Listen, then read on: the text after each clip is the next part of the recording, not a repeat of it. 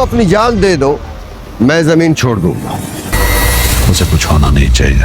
मेरे बाबा और आप जैसे लोग सिहान वहाँ तुम्हारी जिम्मेदारी है। जिस बात को समझते नहीं है शायद। सियान बाबा, इतनी बेचैनी एक जमीन के टुकड़े के लिए?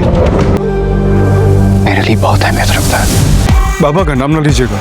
मैंने उसको वहाँ तुम्हारे भरोसे भेजा हुआ है। लाला खुद भी एक पावरफुल आदमी है। जमीन का टुकड़ा आपके लिए होगा। वादा।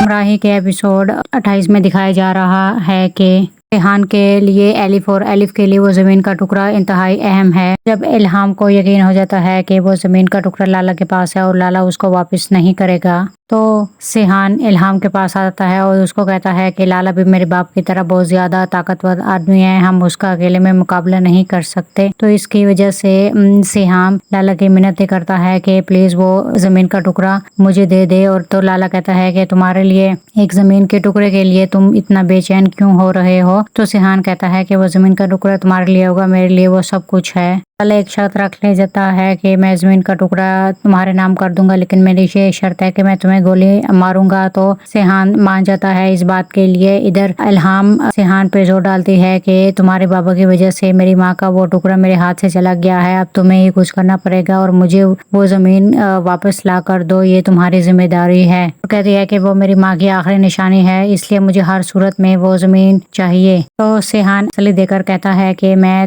हर हालत में तुम्हारे माँ की वो निशानी तुम तक पहुँचा के रहूँगा, तुम्हें उदास होने की ज़रूरत नहीं है।